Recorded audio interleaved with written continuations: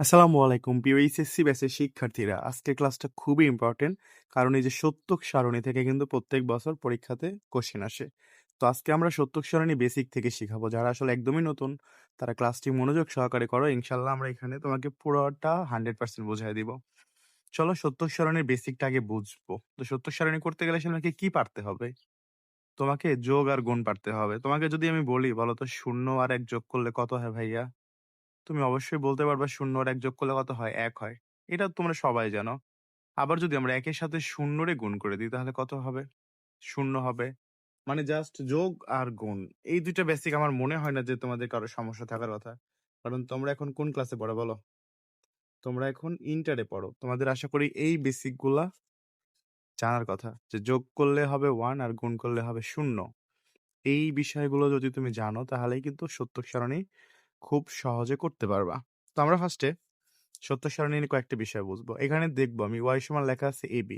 তো আমরা এখানে দেখতে পাচ্ছি শুধু a আর b কিন্তু আছে। এখানে অন্য কোনো ইনপুট নাই। আছে কি দেখো তো? ২ টা আছে। a আর b আছে। তো ২ টা থাকলে আমাকে আসলে কয়টা ঘর বানাইতে হবে এইটা আগে বুঝতে হবে। এখানে দেখো আমার ২ টা ধরো ইনপুট আছে। তো আমার এখানে ইনপুট ২ টা। তো আমি এই সূত্রটা ইউজ করব 2 টু দি পাওয়ার n। তো এখানে আমি 2 এর উপরে n এর মান বসাবো। মানে এখানে কয়টা উপাদান আছে? ২ টা উপাদান আছে। মানে a একটা উপাদান, b একটা উপাদান। এই নট তো এটা পরের হিসাব। মূল তো এই, তাই না? এখানে a একটা উপাদান আর b একটা উপাদান। তো আমি যেটা করব এখানে 2 টু দি পাওয়ার 2 স্কয়ার লিখে দিব। 2 স্কয়ার মানে কত হচ্ছে? 4। তার মানে উপাদান ২ টা থাকলে ঘর হবে ৪ টা। তো তুমি সুন্দর করে এভাবে ১, ২, ৩, ৪ টা ঘর অঙ্কন করবা। উপাদান যদি ৩ টা থাকে ঘর হবে ৮ টা। তখন তুমি n এর স্থানে বসায় দিবা 3। 2 এর উপর 3 বসাইলে কত হয় বলো তো? 8 হয়। মানে আমাদের উপাদানের উপরে ডিপেন্ড করে আসলে ঘর সাজাইতে হবে। তো পরীক্ষাতে আসলে ২ আর বা ৩ দিয়ে থাকতে পারে।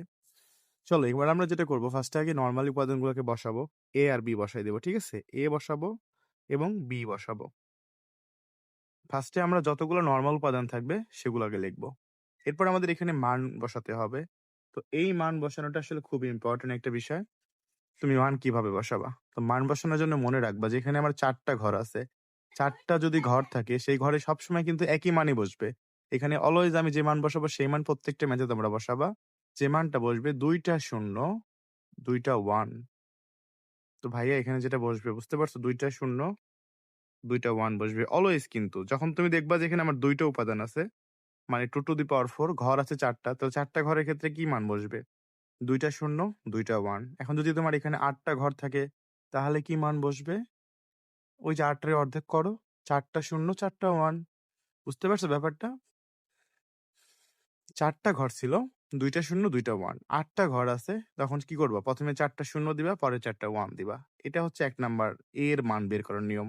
এখন বি এ যায় তুমি যেটা করবা এইখানে যে ২ টা ০ আছে না? এই ২ টা ০ কে আবার অর্ধেক করো। তাহলে কি হবে? একটা ০, একটা 1। একটা ০, একটা 1।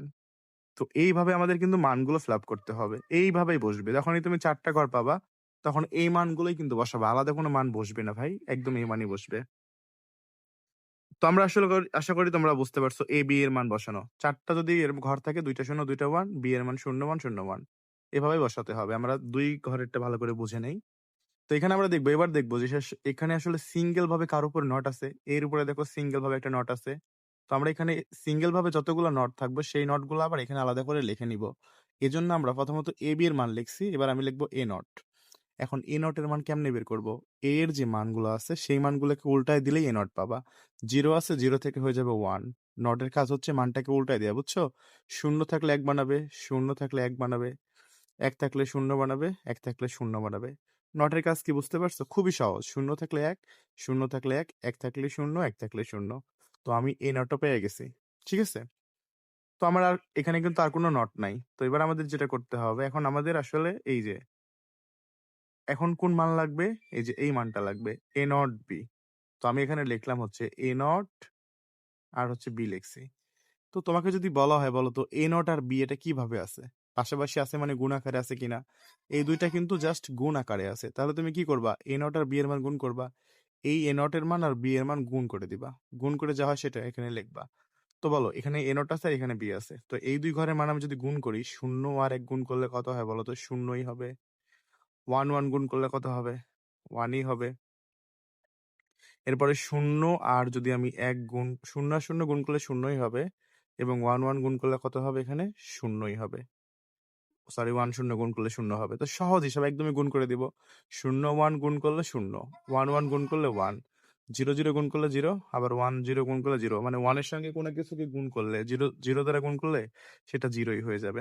তো আমরা আসলে ফাইনাল এবার আমাদের যে y আছে সেই y এর মানটা বের করব। তুমি চাইলে এখানে জাস্ট y লিখতে পারো অথবা পুরা সমীকরণটা লিখতে পারো।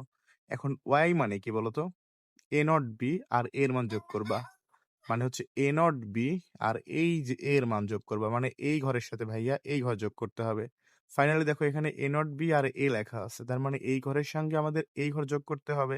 তো এই ঘরের যে মান পাইছি সেই ঘরের মানের সাথে যোগ করব। তো এই ঘরের সাথে যদি আমরা a এর মান যোগ করি তো এই ঘরে ফলো করো। a নট b এর ঘরে আছে 0 আর এখানে a এর মান আছে 0। তো ২ টা ০ যদি যোগ করি যোগফল 0 হবে এটা সবাই জানে। তারপরে এই ঘরে আছে 1, এই ঘরে আছে 0। 1, 0 যোগ করলে 1 ই হবে। এটা তোমরা সবাই জানো। এই ঘরে 0 আছে, এই ঘরে 1 আছে। 0, 1 যোগ করলে 1 ই হবে। তারপরে আবার দেখো 1, 0 যোগ করলে 1 ই হবে। তার মানে আমার অ্যান্সার হবে 0, 1, 1, 1 এই ৩ টাই হচ্ছে অ্যান্সার। আর এটাই সত্যক সারণী। এটুকু যদি করতে পারো ভাইয়া তুমি কত মার্ক পাবা? ৩ মার্ক পেয়ে যাবা। তো আমরা কি শিখলাম? একদম বেসিক সত্যক সারণী নির্ণয় শিখলাম।